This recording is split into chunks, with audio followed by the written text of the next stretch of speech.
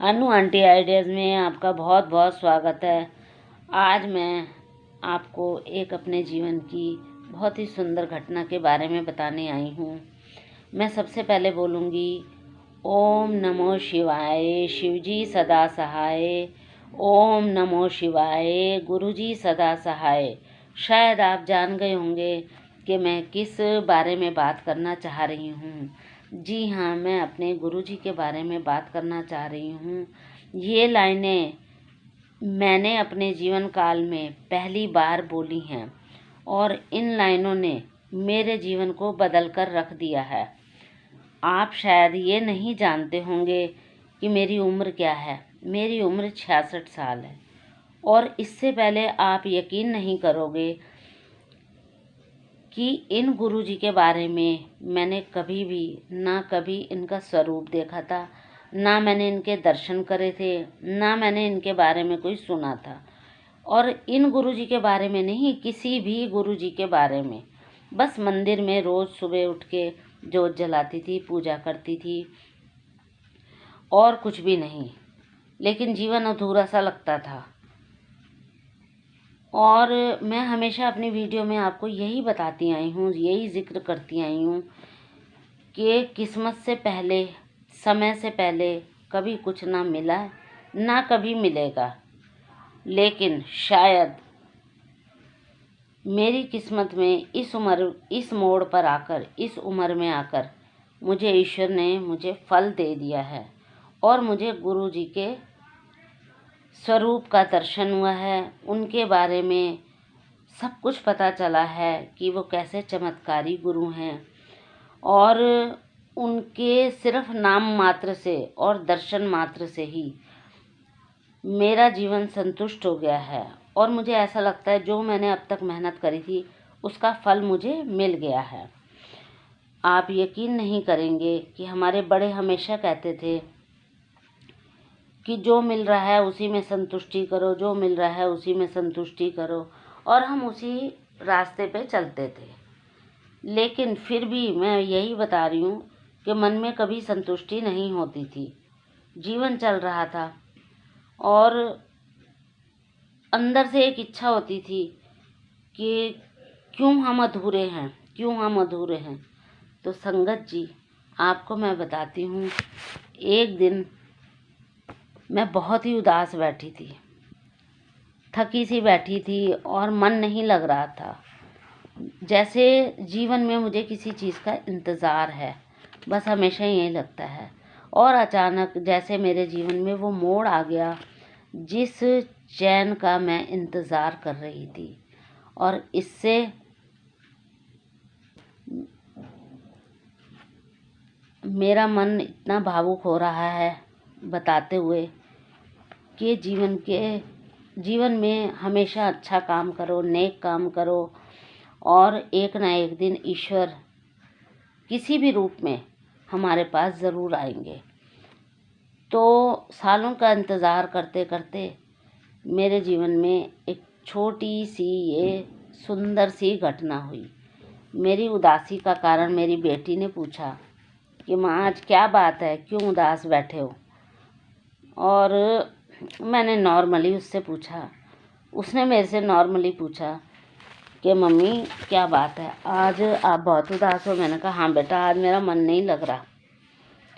तो वो कहने लगी मम्मी, आपको मैं एक चमत्कारी गुरुजी के बारे में बताती हूँ। वह एक चमत्कारी गुरु हैं। उनका सत्संग अगर आप रोज़ सुनोगे और उनका स्वरूप रोज़ दर्शन करोगे तो आपकी सारी चिंता फिक्र दूर हो जाएगी। मैं एकदम से बोली, कौन से गुरुजी हैं बेटे, क्या नाम है उनका। उसने मुझे बताया कि मेरी सहेली ने भी मुझे उनके बारे में बताया है और मैं बहुत खुश हूँ। उनका सत्संग सुनाया और उनके बारे में सब कुछ बताया। मम्मी, वो छतरपुर में उनका बहुत बड़ा मंदिर है। वो डुगरी वाले बाबा जी कहलाते हैं और जिसने भी उनके दर्शन मात्र कर लिए उसका जीवन बदल गया है। और वहाँ आकर सिर झुकाकर अपने आप को उनकी शरण में रख दो, फिर देखो उनके चमत्कार से आपको क्या क्या नहीं मिलता। माँ, उनके बारे में मैं बताने मात्र से ही क्या चमत्कार हुआ कि मैं हैरान हो गई। ऐसा लगा उनसे इनका कनेक्शन हो गया है और पक्का विश्वास हो गया कि जब रात को मैं रोटी बनाने गई तो साक्षात रोटी पर ओम के दर्शन हुए और अचानक जोर से मैं अपने बच्चों को बुलाकर चमत्कार दिखाने के लिए जोर से चिल्लाई और हमने सबको शेयर भी करा और किसी को भी यकीन नहीं हो रहा था कि ये क्या है। साक्षात ओम के दर्शन। बस फिर क्या था, मैंने अपनी बेटी से कहा कि मुझे भी इनका स्वरूप ला कर दो और मैं भी अपने मन में और मंदिर में इनका स्वरूप श्रद्धा से रखूँगी। और उनकी आज्ञा से जब मैंने मन में गुरु जी से कहा कि गुरु जी, अगर मैं जरा सी भी पूरे जीवन में मैंने कुछ नेक काम करा है और अगर मैं इस लायक हूँ तो आप अपना प्यार मुझे दें और मेरा प्यार स्वीकार करें और आपका स्वरूप मुझे चाहिए और आपका प्यार मुझे चाहिए।